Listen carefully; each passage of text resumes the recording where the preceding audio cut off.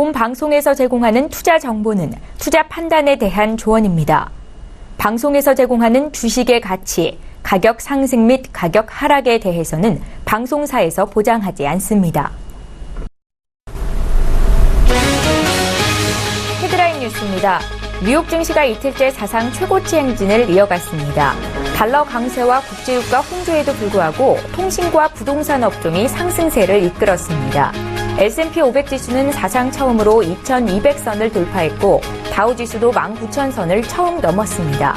나스닥 지수는 전일보다 0.33% 상승한 5386을 기록했습니다.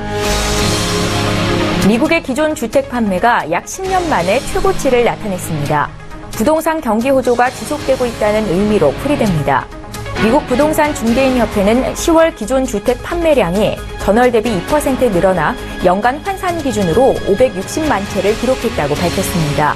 이는 약 10년 만의 최고 수준이며 전문가들의 예상치 542만 건도 크게 웃도는 것입니다. 달러가 기존 주택 판매가 약 10년 만에 최고치를 기록하면서 상승 반전했습니다. 연방준비제도 이사회가 12월은 물론 내년에도 기준금리를 인상할 것이라는 전망 때문으로 풀이됩니다. 뉴욕 외환시장에서 주요국 통화에 대한 달러 가치를 보여주는 달러 인덱스는 전날보다 0.24% 상승한 101.11을 기록하고 있습니다.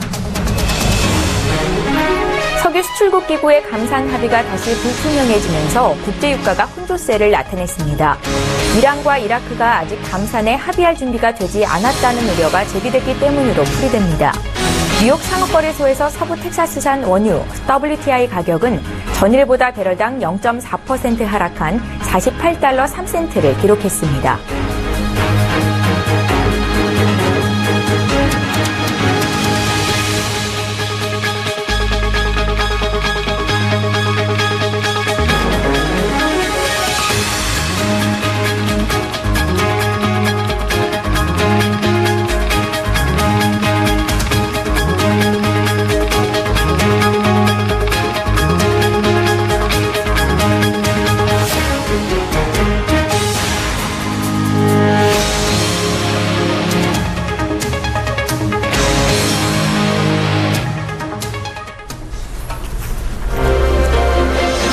안녕하십니까. 출발 증시와이드 1부 진행의 최은정입니다. 자, 오늘 미국 뉴욕 증시에서 주요 지수가 이틀째 사상 최고치 행진을 이어갔습니다.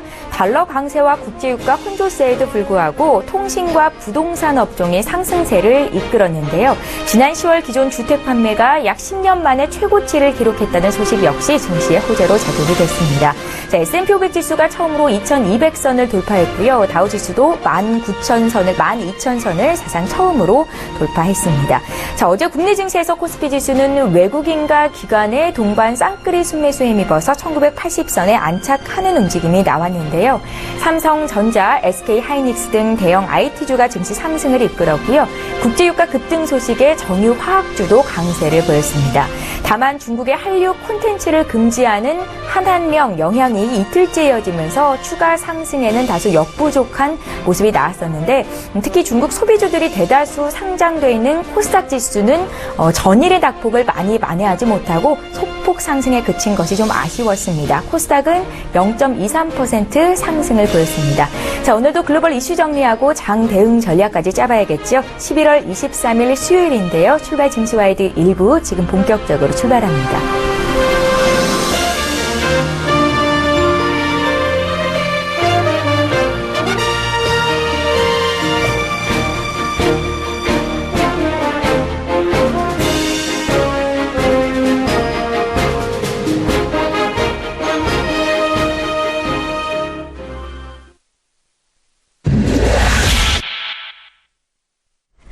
예, 글로벌 이슈 분석하고 장 대응 전략까지 짜보겠습니다. 수요일을 책임질 마켓 리더는 한국투자증권 김권진 차장인데요. 화상으로 연결해보겠습니다. 차장님 안녕하세요. 네, 안녕하십니까? 예, 반갑습니다. 첫 번째 이슈부터 보겠습니다. 뉴욕 증시 주요 지수가 일제히 마디 지수를 뛰어넘고 있습니다. 3대 지수 모두 사상 최고치 행진을 이어가고 있는데요. 유럽 증시도 올랐고요. 글로벌 증시 자세한 마감 상황부터 좀 분석 부탁드릴게요. 네, 그렇습니다. 뉴욕 증시에서 주요 3대 지수가 미국 재정 지출 확대 등에 따라서 경제 정책 기대감이 계속해서 지속이 되고 있습니다. 이러면서 이틀 연속 사상 최고가를 경신하고 있다라는 얘기를 해드리겠고요. 다우존스 산업지수 같은 경우는 19,000선을 이제는 돌파를 했다. 그리고 S&P 500 지수 같은 경우도 2,200선을 넘어서는 모습이 나타나고 있는 것 같습니다. 어떻게 보면 트럼프 승리 이후에 자산시장 패권이 이제는 신흥국 쪽에서 선진국 쪽으로 계속해서 바뀌어가고 있다라는 모습이 나오고 있다라는 얘기를 해드리도록 하겠고요. 오늘 밤에 발표되는 FOMC 의사록에 따라서 또 한번 흐름이 좀 바뀔 거다라는 얘기를 해드리겠습니다. 그리고 10월 내구재 주문 등 경제 지표가 어떤 식으로 발표되느냐에 따라서 추가적인 상승이 있을지에 대한 이런 고민이 필요할 때다라고 판단해 주시면 될 것 같습니다. 예, 미국은 재정 지출 확대 기대감에 증시가 랠리를 보이고 있다 이렇게 말씀하셨습니다. 자, 아시아 주요국 증시도 어제 동반 강세를 보였는데요. 후쿠시마 강진 소식에도 불구하고 어제 일본 니케이 지수는 0.3% 정도 올랐었고요. 또 중국도 성강퉁 게시가 임박해짐에 따라서 상승세를 보이고 있습니다. 어제 중국 상위종합지수는 0.89% 오름세를 보였는데요. 아시아 증시는 어떻게 분석하고 계신지요? 네, 그렇습니다. 아시아 같은 경우도 우리나라도 아시아인데 왜 우리나라만 이러나라는 생각을 할 정도로 지금 일본 같은 경우도 좋고 지금 중국 증시도 좋은 상황이다라는 얘기를 해드리겠습니다. 일본 같은 경우는 22일 엔고가 대폭으로 완화가 되면서 5거래일 연속으로 오르고 있다는 얘기를 해드리도록 하겠고요. 10개월 반 만에 어떻게 보면 최고치를 지금 기록하면서 마감이 되고 있다는 얘기를 해드리도록 하겠습니다. 사실 처음은 그 지진의 영향으로 해서 이거 좀 이상한 거 아니야 라고 얘기가 많이 나왔지만 그래도 여전히 상승폭을 계속해서 유지해주는 모습이었다라고 판단해 주시면 될 것 같습니다. 중국 증시 같은 경우는 지금 현재 최근까지 이제 G2로 들어온 지 얼마 되지도 않은 것 같은데 이제는 미국 같은 경우가 계속해서 보호무역을 계속해서 얘기를 하면서 그 사이를 이제는 자유무역을 자기들이 얘기를 하면서 어떻게 보면 G1으로 성장하고 있는 중인 것 같다라는 얘기를 해드립니다. 즉 이제는 중국이 세계 글로벌 리더가 되겠다라고 판단하고 있는 것 같습니다. 이런 모습이 정부에서도 계속해서 모양이 나오고 있는데요. 정부 같은 경우도 계속해서 유동성을 공급해주면서 증시를 화랑을 이끌어가기 위해서 노력을 하고 있습니다. 그리고 가장 또 큰 모멘텀인 성강통이 이제는 2주 내에 개통이 기대감이 나타나고 있습니다. 예전에 우리가 후광통이 개통이 되면서 5,000선이 넘었던 것을 여러분들 분명히 기억하고 계실 겁니다. 이러한 모습이 또 성강통에서 또 이런 모습이 나타날 수 있지 않을까에 대한 기대감이 조금씩 반영이 되고 있다라고 판단해 주시면 될 것 같습니다. 예, 말씀하셨던 것처럼 일본과 중국 증시가 상승세를 보이고 있는데 국내 증시가 유독 고전을 면치 못하고 있어서 아쉽다라는 생각이 듭니다. 국내 증시 발목을 잡고 있는 것 중에 하나가 바로 환율일 텐데요. 달러가 주택 판매 호조에 따라 여전히 강세를 나타내고 있습니다. 앞으로 달러 강세는 계속 이어나갈 것인지 그러면 투자 전략은 어떻게 짜가면 좋을지 좀 여쭤보죠. 자, 우선적으로는 증권사에서 대부분 다 예상하고 있는 것은 지금 고점을 1,190원에서 1,200원 사이라고 지금 대부분 다들 인식을 하고 있는 모습인 것 같습니다. 실제로 지금 조금 달러 강세가 좀 과도하게 됐다라고 판단해 주시면 될 것 같고요. 트럼프가 당선된 이후로 미국 증시 같은 경우가 1,000포인트가 넘게 상승을 했다. 이 말은 너무 많이 좀 단기간에 너무 많이 올랐다라는 거 얘기를 해드리겠습니다. 어떻게 보면 기술적으로 좀 이제 조정을 받을 때도 된 것 같다. 마찬가지로 달러 강세를 이루는 이런 요소들도 이런 마찬가지다. 너무 과도하게 오른 거 아닌가라는 이런 조정에 대한 이야기가 나타나기 시작을 했다는 얘기를 해드리겠습니다. 물론 아직까지 당장 내일을 본다면 여전히 좀 트럼프 효과에 인해서 달러 강세는 계속 지속이 될 수 있겠지만 환율 같은 경우는 이제는 박스권 어떻게 보면 상단 언저리까지 이제는 와 있는 모습이 아닌가라고 판단해 주실 수가 있을 것 같고요. 이제부터는 조금 고민을 하셔야 될 것 같습니다. 언제 밑으로 좀 다시 원화가 강세로 조금씩 나타날 수 있을지에 대한 이런 고민을 시작해야 될 때가 아닌가라는 생각을 해드릴 수가 있을 것 같고요. 계속해서 트리거를 어떤 새로운 모양이 모멘텀이 발생이 돼야 될 것 같다라는 거 얘기를 해드립니다. 실제로 이러한 모습 어떻게 보면 외국인들도 인지를 하고 있는 것 같습니다. 최근에 4일 연속으로 매수를 계속해서 하고 있는 모습을 보면 어느 정도는 이제는 고점으로 인식이 되고 있는 것 같다라는 얘기를 해드리도록 하겠습니다. 예, 자 어제 달러원 환율이 1,176원이었는데요. 전문가들은 달러원 환율의 상단을 1,190에서 한 1,200원 선으로 보고 있다라는 말씀을 주셨고요. 과도하게 오른 측면이 있다. 하겠다라고 또 조언을 해주셨습니다. 자, 도널드 트럼프 미국의 대통령으로 당선이 되면서 도널드 트럼프가 미국의 대통령으로 당선이 되면서 금리 인상 속도가 빨라질 것이라는 분석이 나오고 있죠. 달러화는 강세를 보이고 금 약세 기조는 뚜렷해지는 분위기인데요. 금값이 떨어질 만큼 떨어졌다라는 의견이 있는 반면에 온스당 1,200달러 아래로 내려갈 가능성도 있다라는 의견이 엇갈리고 있습니다. 어떻게 보고 계세요, 금값? 네, 그렇습니다. 중요 지지선 201선까지 지금 하향 돌파가 나와버리는 모습이었는데요. 실제로 그렇습니다. 어떻게 보면 안전자산을 얘기를 할 때 항상 금을 얘기합니다. 근데 지금은 어떤 얘기가 나오고 있냐면 미국의 10년 국채금리를 계속해서 얘기를 하고 있는 것 같습니다. 어떻게 보면 대체제가 나타나고 있다라는 얘기를 해드릴 수가 있는 것 같은데요. 12월에 대부분 사람들이 금리를 인상할 거란 것을 대부분 다 인식을 하고 있습니다. 그렇게 시장에서도 다 그래 0.25 정도는 하겠지라고 얘기를 하고 있습니다. 실제로 그런데 좀 두려운 것은 딱 하나 있습니다.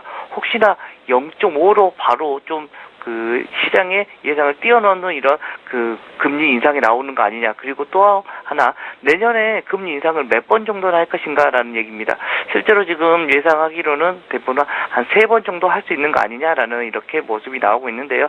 결국 인프라 투자나 계속해서 하면 인프라 투자나 이런 게 계속 늘어나면 인플레이션이 늘어날 수밖에 없는 거고요. 인플레이션이 늘어나면 그것을 잡기 위해서 계속해서 금리를 인상시키는 속도를 좀 더 속도를 낼 수밖에 없는 이런 구조다라는 얘기를 해드리겠습니다. 그렇지만 어떻게 보면 연준 쪽에서는 신중하게 아주 천천히 금리를 인상을 시키겠다라는 이런 기조였는데 이게 살짝 바뀔 수도 있다라는 이런 것 때문에 지금 금값에 대한 약세가 계속해서 나타나는 거 있다라는 얘기를 해드리겠고요. 그리고 그동안은 금을 계속해서 어떻게 보면 계속해서 매집을 하던 중국과 인도의 실물 수요가 얼마나 계속해서 나타날 수 있을까에 대한 이런 고민이 지금 들고 있는 것 같다라는 얘기를 해드리겠고요. 유럽의 정치, 경제 불확실성이 좀 어떤 식으로 이루어질까에 따라서 금값의 향후의 모습은 나타날 것 같다라고 판단을 주시면 될 것 같습니다. 예. 자, 마지막으로 국내 증시 분석을 좀 해보겠습니다. 국내 증시는 이래저래 참 어려운 상황인데요. 어제 코스피가 외국인과 기관의 동반 순매수에 1980선 회복을 하기는 했지만 코스닥은 전일의 낙폭을 거의 만회하지 못했습니다. 앞으로의 움직임은 어떨까요? 네, 그렇습니다. 어떻게 보면 전 세계가 지금 아싸 좋다라고 하면서 조금 호호호를 외치고 있는 것 같습니다. 그런데 우리나라만은 아직은 아닌데 그렇게 갸우뚱거려주고 있는 모습이 계속해서 나타나고 있다라고 이야기를 해드릴 수가 있을 것 같습니다. 어제 같은 경우도 코스피가 많이 올랐다고는 합니다. 그렇지만 실제로 하락 종목 수가 100여 종목이 많을 정도로 실제로 우리가 체감하는 것은 별로 안 좋은데 왜 시장만 많이 올라가지라고 하는 정도로 지금 시장이 별로 좋지 않은 상황이 확실하다. 어떻게 보면 빅5 우리나라의 시총에서 1위부터 5위 정도까지만 정말 철저하게 지금 그쪽 종목들만 올라가고 있는 모습이다라고 판단해 주시면 될 것 같고요. 그나마 좋은 것은 외국인들의 흐름이 다시 좀 우리에게 좀 넘어오고 있다는 점, 이 점은 좀 다행스럽게 플러스 요인으로 볼 수가 있습니다. 그래서 환율 요인이 어떻게 되는지가 가장 중요할 것 같습니다. 여러분들이 우리 시청자분들이 지금 보실 때 가장 중요한 것은 환율 차트가 어떤 식으로 움직이냐에 따라서 여러분들이 이제 어떻게 대응을 하느냐가 조금씩 틀려질 것이다라는 얘기를 해드리겠고요. 수급 측면에서 또 하나의 플러스 요인이 있는 게 바로 국민연금이 계속해서 자금을 푼다라는 얘기입니다. 하반기까지 12월 달까지 바로 7조 원에 가까이 되는 이런 자금을 풀어주겠다라고 얘기를 하고 있으니까 그쪽으로 좀 기대를 해보는 게 맞지 않나라는 얘기를 해드릴 수가 있을 것 같고요. 주목할 만한 섹터로는 앞에서 제가 잠깐 얘기 드렸던 철저하게 코스피에서 가장 큰 주식들 있지 않습니까? 바로 그런 주식들 시총에서 1위부터 거의 20위 안에 있는 종목들만 조금 압축해서 매매를 해보시는 게 더 좋지 않나. 아직은 지금은 조금 여러분들이 고민의 연속이 있어야 된다라는 거 얘기를 해드리겠습니다. 한 발짝 시장에서 좀 떨어져서 한번 여러분들이 한번 관찰해보는 이런 모양이 필요할 것 같다라는 얘기를 드리겠습니다. 예, 그래도 최근 나흘간 외국인들의 자금이 들어오고 있고 또 국민연금 쪽에서도 연말 들어서 자금을 푼다는 것, 이 점에는 긍정적으로 증시에 작용할 수 있겠다라는 분석을 주셨습니다. 수요일에 마켓 리더와 함께했고요. 한국투자증권의 김권진 차장 의견 들었습니다. 잘 들었습니다. 네, 감사합니다.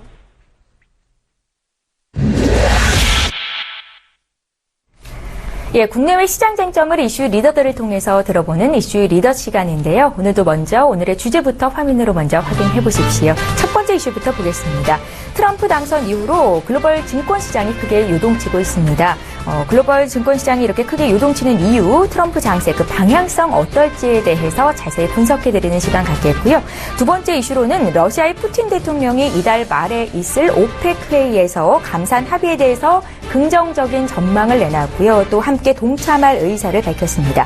오펙 회의 전망과 함께 시장에 미칠 영향까지 분석해드리겠습니다.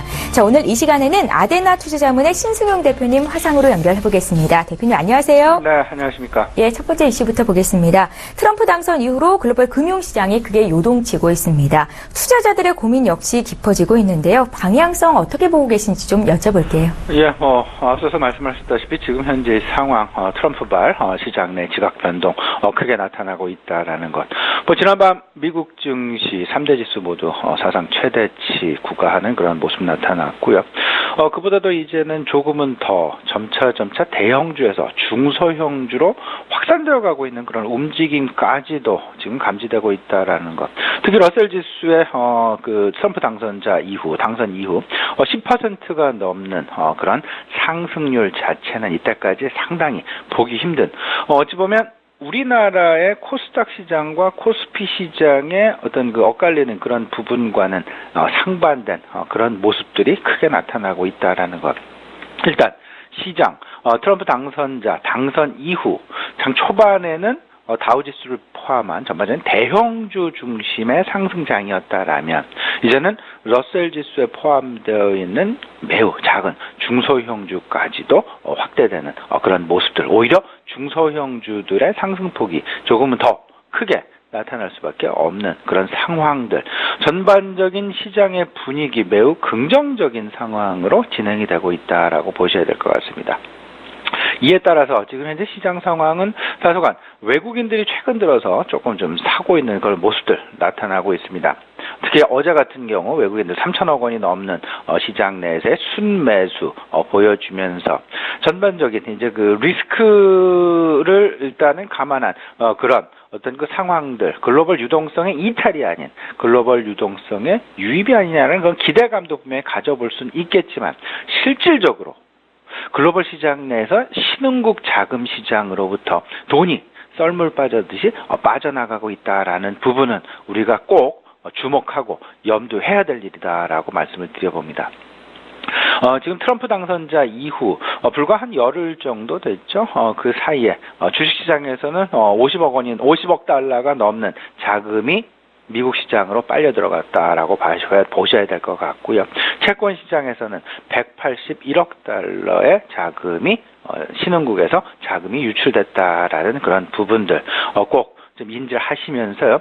지금 현재 외국인들이 우리나라 시장을 사고 있다라는 것 절대 계속되는 어떤 확고한 확정된 그런 부분들은 분명히 아닐 수밖에 없다라는 것.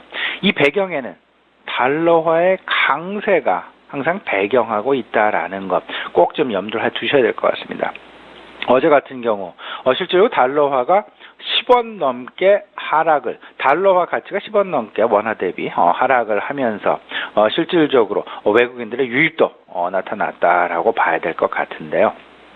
이 이야기는 전반적인 지금 현재 달러화 강세 기조가 과연 달러화의 약세 기조로 바뀌었다라고 단언하기에는 다소간 미진한 면이 상당 부분 많을 수밖에 없다. 왜냐하면 트럼프발 경제 정책의 방향성, 그의 정책의 방향성은 재정 확대라는 재정 지출을 확대한다 이러면서 시중 내에 실물 경기 내에 유동성을 공급하는 그런 모습들, 이를 위해서 고용의 확대와 어떤 그 제조업 기반 시설을 보호하려는 그의 어떤 그 정책의 전반적인 방향성이 존재하고 있다라는 것. 보호무역이랄지 각종 통상 마찰이 있음이 예견됨에도 불구하고 계속해서 그 보호무역을 강화하려는 그런 움직임들, 그리고 수입관세에 대한 부과를 만들어내려는 그런 움직임들, 모든 것이 자국 내 투자 유치를 활성화시키면서 고용을 확대시키고 그 고용 확대는 소비를 촉발시키는 그런 전환점으로 만들 수 있을 것이다라는 그런 기대감 내지는 자신감, 이런 쪽으로 좀 이해를 보시면서 지금 현재 진행되고 있는 달러화의 강세 기조는 당분간 진행될 가능성이 상당 부분 높을 것이다라는 것. 따라서 외국인들의 수급, 그다지 긍정적인 방향으로만 우리가 기대해서는 절대 안 될 것이다라는 것 다시 한번 좀 확인을 해드리고요. 여기에 더 나아가서 다음 달 이제 중순이죠. FOMC 회의 13일, 14일 예정이 되어 있습니다. 여기에 미국에서 금리 인상이 만약에 일어나게 된다라면 자금의 이탈은 조금은 더 가속화될 가능성이 크지 않겠느냐. 지금 현재 자금 이탈을 막기 위해서 멕시코 정부는 멕시코 통화 당국은 오히려 기준금리를 0.5%포인트 그 상승을 시키면서 오히려 지금 이제 5.25%의 기준금리를 만들어냈죠. 왜냐하면 계속되는 자금 이탈이 나타나기 때문에 그 자금 이탈의 방지를 위한 그런 모습이었다라는 것. 예를 따라서 다음 달 있을 한국은행의 금통위원회, 금통위에서도 아마도 FOMC 금리 결정 여부 따라서 발빠르게 움직일 가능성이 있지 않겠느냐라는 그런 부분들. 만약에 여기서 이제 신흥국이 여기서 동참을 하기 위한 가장 중요한 모멘텀은 결국은 원자재 가격의 방향성일 수밖에 없을 것 같은데요. 이 원자재 가격의 방향성을 결정짓는 매우 중요한 핵심 변수는 오펙 회의일 수밖에 없다라는 것. 전체적으로 지금 서로 물고 물리는, 서로 연결되어 있는 그런 상황이다라는 것 생각을 해주셨으면 좋겠습니다. 네, 우리 같은 신흥 증시에는 이제 30일에 있을 오펙 회의가 또 중요하겠다라는 생각이 드는데요. 오늘 국제유가가 0.4% 정도 소폭 조정을 받기는 했지만 30일에 있을 오펙 정례 회의에서 감산 합의가 이뤄질 수 있겠다라는 데 초점이 좀 더 맞춰지고 있는 것 같습니다. 어떻게 전망하고 계신지 시장의 영향까지 함께 분석 부탁드릴게요. 예, 지금 이제 다음 주 수요일이죠. 오스트리아 빈에서 그 알제리 오스트리아 빈에서 오펙 공식 회담 지금 예정이 되어 있습니다. 우리 시간보다는 오스트리아 빈이 한 9시간 정도 늦다 보니까요. 아마도 우리 시장 장 끝나고 아니면 30일 저녁 정도의 그 결과 부분 발표가 되지 않을까. 아마도 그 이전 시장 내 다양한 노이즈들 시장 내를 다양한 노이즈들이 발생을 하면서 혼란스러운 국제 유가의 방향성 나타날 가능성도 있을 것이다라는 것. 아마도 이번 주말이 가장 중요한 고비가 아닐까라는 그런 생각을 좀 해보게 되는데요. 일단 그나마 다행인 부분은 사우디아라비아와 러시아 일단은 좀 긍정적인 방향의 어떤 그 진행, 암시를 지금 하고 있다라는 부분. 여기서 왜 국제유가가 중요한 부분인지 다시 한번 우리 시청 여러분과 한번 이야기를 나눠보고자 합니다. 실물 경제 내에 물가 지수를 결정하는 가장 중요한 팩트일 수밖에 없다라는 것, 가장 중요한 핵심 변수일 수밖에 없다라는 것. 그렇다면 지금 선진국도 그렇고요, 우리나라도 그렇고 대부분의 나라들 불과 한 5, 6개월 전, 한 7, 8개월 전을 떠올려 본다라면 시장 내에 물가 상승률이 제대로 나타나질 않아서 물가 상승률이 제대로 기대치에 못 미치는 돈을 많이 풀었음에도 불구하고 물가 상승률이 제대로 나타나질 않아서 상당히 디플레이션에 대한 우려감이 만연했었던 것도 사실이었다라는 것. 그 디플레이션에 대한 우려감, 한 방에 국제 유가의 상승이 날려주는 그런 모습들이 나타났다라는 것. 오히려 적정한 수준의 인플레이션이 지금 현재 진행되고 있다라는 것. 상당히 긍정적인 시장으로의 영향이다. 이렇게 보셔야 될 것 같습니다. 올 초만 하더라도 국제 유가 한 29달러 내외. 하지만 지금 현재는 40달러에서 45달러 사이. 한때 50달러도 넘어있긴 했었습니다만은 결국 2배에 가까운 70% 이상의 상승률을 보여줬다라는 것. 이런 부분들이 기반이 되어서 결국은 긍정적인 수준의 물가 지수가 만들어지고 있다라는 것. 만약에 감산 합의에 실패를 하게 된다라면 국제 유가 다시금 하락의 늪으로 빠져들 가능성이 높기 때문에 아마도 대다수 아니면 전체 100% 전부 다 국제 이런 좀 실기에 빠지는 그런 상황들을 만들어내지는 않을 것이다라는 긍정적인 기대감이 많이 작용하고 있다라는 것. 여기에 상당히 중요한 부분이 있습니다. 신흥국 경기를 판단하는데 그리고 신흥국 경기를 이끌어가는데 국제 유가를 비롯한 원자재 가격은 상당히 중요한 역할을 담당하고 있다라는 것. 지금 이제 선진국 증시, 선진국 경기, 미국 경기 상당히 주택지수도 상당히 긍정적으로 나왔죠. 모든 것이 지금 미국 중심으로 돌아가고 있는데 그 바로 뒤쫓아가는 것이 유로존이라고 봐야 될 것 같고 일본 역시 비슷한 그림을 지금 그려가고 있습니다. 다만 조금 좀 동떨어지게 나타나고 있는 것이 신흥국들의 주가 지수랄지 실물 경기랄지 조금은 좀 우려감이 나타나고 있는 그런 상황이다라는 것. 여기에 원자재 가격이 좀 도움을 준다라면 신흥국의 경기, 바로 선진국의 경기와 선진국의 금융시장을 쫓아갈 수 있는, 바로 뒤따라가서 동반 상승할 수 있는 근거를 마련해 줄 수 있다라는 점, 이런 부분 때문에 오펙 회의는 상당히 중요할 것이다라는 것 기억을 좀 해두셨으면 좋겠습니다. 네, 국제유가가 왜 중요하냐? 앞으로 물가를 결정짓는 핵심 변수가 될 것이기 때문이다라는 말씀 주셨고요. 또 신흥국 경기를 이끄는데 국제유가를 비롯해서 원자재 가격이 중요한 역할을 담당하고 있다라는 말씀까지 들어봤습니다. 자, 앞서서 달러 강세 기조가 당분간 이어질 것이고 때문에 국내 증시에서 외국인 수급을 기대하기는 어려울 수 있다라는 말씀을 주셨는데, 그렇다면 투자 전략 어떻게 가져가면 좋겠습니까? 네, 지금 이렇게 봐야 되겠죠. 네. 지금 이제 트럼프발 미국 증시, 과거에는 미국 증시가 상승을 한다라면 글로벌 유동성의 국내 유입으로 인해서, 유입 효과에 대한 기대감으로 인해서 국내 주식시장도 긍정적인 모습으로 움직였던 것이 사실이었습니다. 그런데 이제 그 트럼프 정부와 우리나라 정부, 각각 나라 이제 전반적인 통화 정책이 아닌 재정 정책 중심으로 지금 현재 글로벌 경제가 바뀌어가고 있다라는 것을 꼭 좀 주목을 해 두셔야 될 것 같은데요. 재정 정책은 그 나라만의 정책입니다. 물론 통화 정책도 그 나라만의 정책일 수 있을 것 같지만, 통화 정책은 전반적인 금리의 영향은 결국 글로벌 유동성, 글로벌 자금의 이동을 만들어내는 촉발제 역할을 한다라는 점에서 재정정책과 통화정책은 분명히 성격이 다르다라는 것 꼭 좀 인식을 하셔야 될 것 같습니다.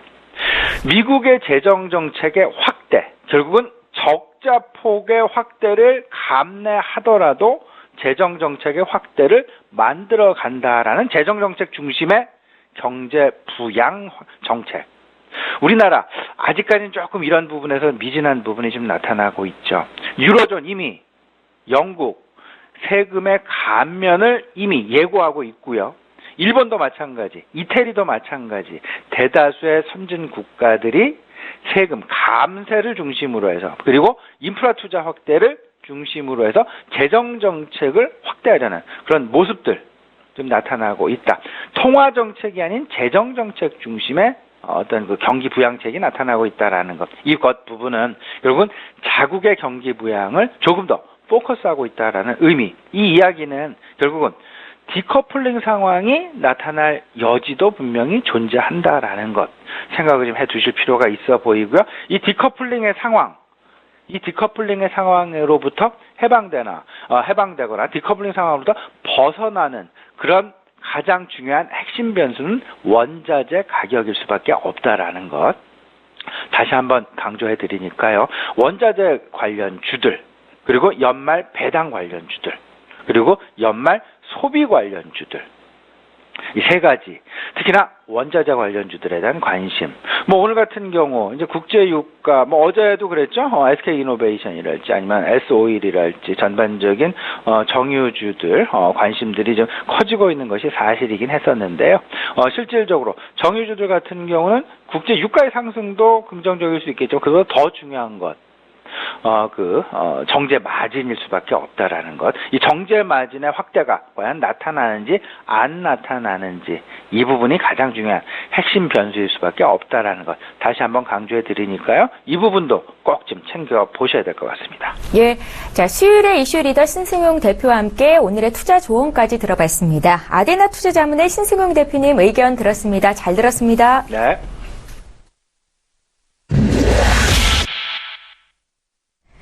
예, 수급 리더 시간인데요. 먼저 어제장 수급 동향부터 분석해 보겠습니다. 먼저 유가증권 시장으로 가볼게요. 어제 코스피가 외국인과 기관의 쌍끌이 순매수에 힘입어서 1980선까지 올라와서 거래를 마쳤습니다. 어제장 기관은 500억 원, 외국인들은 한 3,400억 원 정도의 매수 우위를 기록해줬는데요. 외국인들은 벌써 나흘째 사자세를 보이고 있는 겁니다. 어제 종가는 1983포인트였네요. 이어서 코스닥 상황 보겠습니다. 코스닥 지수는 나흘 만에 반등하기는 했는데 소폭 반등에 그쳐서 아쉬웠습니다. 어제장 수급의 주체는 역시 개인과 외국인 투자자였는데요. 개인들이 196억 원, 외국인들이 51억 원 매수 우위를 기록했고요. 반면 기관은 76억 원 매물을 내놨습니다. 이어서 어제자 기준으로 거래소 내에서 외국인과 기관이 어떤 종목 샀는지 쇼핑 종목 확인해 보겠습니다.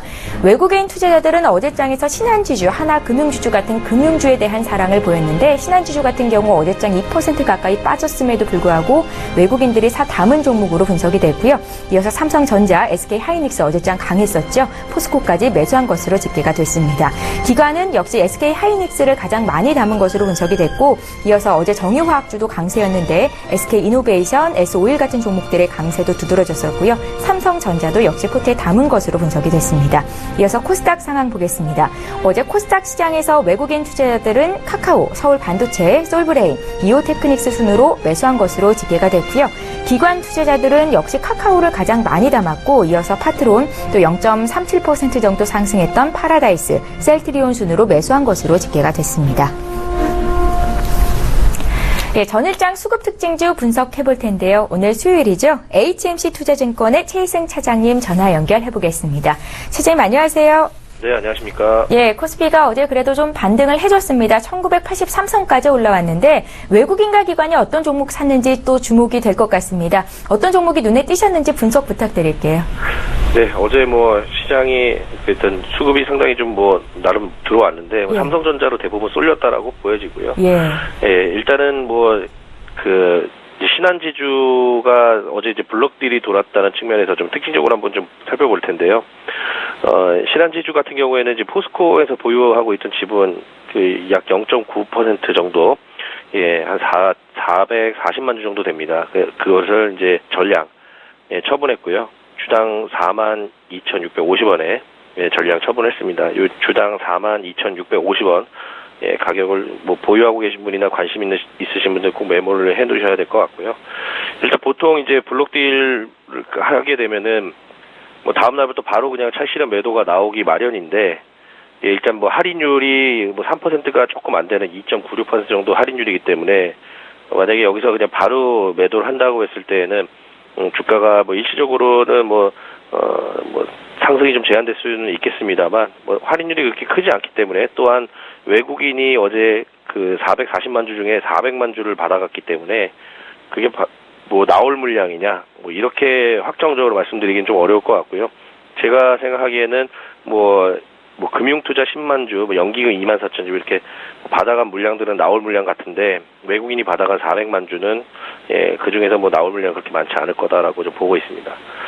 일단 은행주들이 최근에 좀 관심을 좀 받고 있는 게 사실인데, 아무래도 이제 미국이 이제 금리 인상을 앞두고 있는 상황에서 우리나라 시장도 은행 시장도 지금 가상금리가 선제적으로 지금 인상을 계속 은행마다 지금 저마다 하고 있는 그런 상황이고요. 제가 실질적으로 이번 주에 시중은행을 한 2군데 정도 돌아다니면서 대출 관련해서 한번 좀 이제 기준금리와 가상금리에 대해서 좀 이렇게 조사를 해봤더니 가상금리가 상당히 많이 올라갔더라고요. 저점 대비.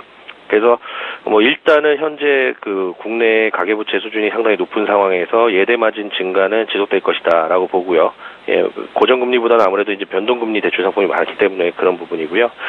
하지만 이제 부동산 신규 대출이 지금 강화가 됐고, 가계부채 건전성 확보 차원에서 이제 2015년 하반기부터 이제 정부에서 이제 규제를 슬슬 시작하다가 이번에 11.3 부동산 규제 정책과 맞물려서 이제 부동산 신규 대출 쪽은 좀 둔화될 것이다라고 좀 보는 게 맞을 것 같고, 가계부채가 지금 3분기 기준으로 1260조 정도 되는데 그 중에서 주택담보대출이 540조입니다. 대략 한 40% 정도 수준이 되는데, 예, 이런 부분들이 추가적으로 더 급격하게 늘 것 같지는 않기 때문에, 예, 어느 정도 예대마진으로 인한 실적 개선도 성장성도 한계는 좀 있다라고 좀 보여지고요. 지금 수급 쪽으로 좀 돌아와서 전일 블록딜을 제외한다고 하면은 최근에 뭐 눈에 띄는 수급은 좀 보여지지 않기 때문에 뚜렷한 수급 주체가 좀 없다라고 봐야 되는 게 맞을 것 같습니다. 그래서 추가적인 상승 또한 뭐 급격한 상승보다는 좀 제한적인 그 채널권 내에서의 등락을 좀 거듭할 것으로 보여집니다. 네, 알겠습니다. 포스코가 신한주에 대해서 보유한 지분 0.9%를 시간 외 대량 매매를 통해서 팔았다는 소식이고요. 외국인들이 어제 신한지주를 가장 많이 산 것으로 집계가 됐는데 이것이 블록딜 영향이었다 정도로만 해석을 하고 계신 것 같습니다. 이어서 코스닥 상황 볼까요? 코스닥 쪽에서는 어떤 종목이 눈에 띄셨습니까? 네, 코스닥 쪽에서는 파라다이스를 좀 한번 말씀을 드려보겠는데요. 외국인 종목 하나 있으니까 이제 기관 매수 종목 하나 좀 해보겠습니다. 기관 매수 3위에 지금 집계가 되고 있고, 파라다이스는 뭐 다들 아시다시피 이제 외국인 전용 카지노를 운영하고 있는 그런 회사죠. 지금 현재 그 주가는 뭐 2014년도 8월에 4만 원대 주가가 지금 13,000원대 주가로 거의 3분의 1 토막 이상 깨져 있는 그런 상황인데, 뭐 실적이 3분의 1 깨졌냐, 그건 아닙니다. 결과적으로 좀 말씀드리고, 지금 현재 그 뭐 주가는 4년 내 최저치를 지금 기록하고 있는 상황인데, 2017년 그 4월 달에 파라다이스시티, 영종도에 이제 파라다이스시티가 이제 개장을 할 것으로 예상이 됩니다. 현재로서는. 그런 기대감 때문에 아마 연말부터 해서 내년 초까지는 주가가 좀 반등할 수 있는 그런 모멘텀이 될 것이다라고 좀 보고 있고요. 뭐 아무래도 영종도에 있기 때문에 외국인들 카지노라는 측면에서 봤을 때는 외국인들이 비행기 타고 내려서 바로 카지노를 하고 고국으로 안전하게 돌아갈 수 있는 그런 시스템이 마련된다. 원스톱 서비스가 가능하다.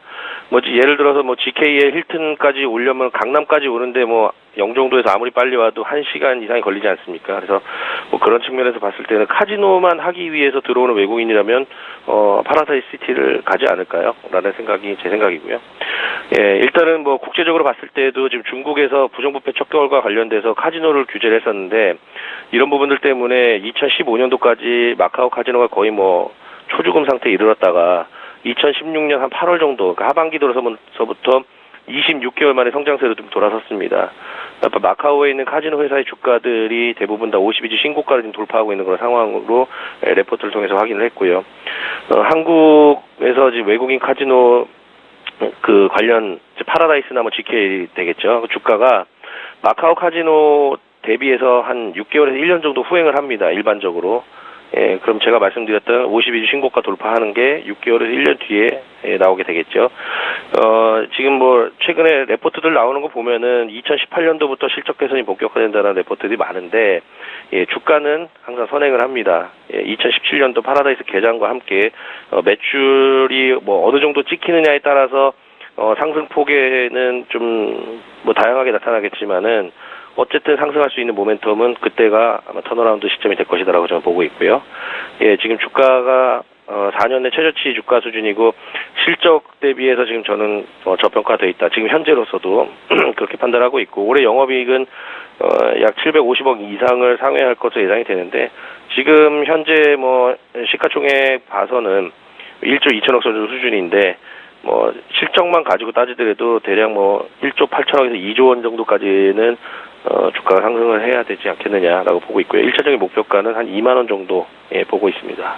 예, 기관 매수 상위 랭킹에 있는 종목이었죠. 파라다이스 분석을 하셨는데요. 내년 4월 파라다이스 시티 개장 기대감이 반영되고 있다. 내년 초까지는 주가 상승세 보일 수 있겠다. 이렇게 전망을 하셨습니다. 수급 특징주 분석해봤고요. HMC 투자증권의 최희승 차장님 의견 들었습니다. 잘 들었습니다. 네, 감사합니다. 예, 출발 증시와이드 1부 여기서 마치고요. 잠시 뒤 2부 시간에는 두 분의 전문가와 함께할 겁니다. 정윤성 소장, 김영철 팀장과 함께 오늘 장 시황 중계해드리고 특징주까지 짚겠습니다. 또 이호룡의 이슈 정복 시간에는요. 최근 달러화가 강세를 보이고 있는데 유로화와 달러화의 가치가 같아지는 유로달러 페리티 시대가 조만간 돌아올 것이다 라는 이슈를 토대로 이야기 나눠보는 시간 갖겠습니다. 저희는 잠시 뒤 2부 시간에 다시 뵐게요. 고맙습니다.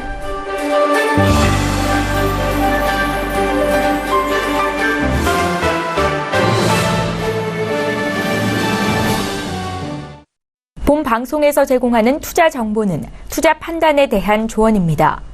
방송에서 제공하는 주식의 가치, 가격 상승 및 가격 하락에 대해서는 방송사에서 보장하지 않습니다.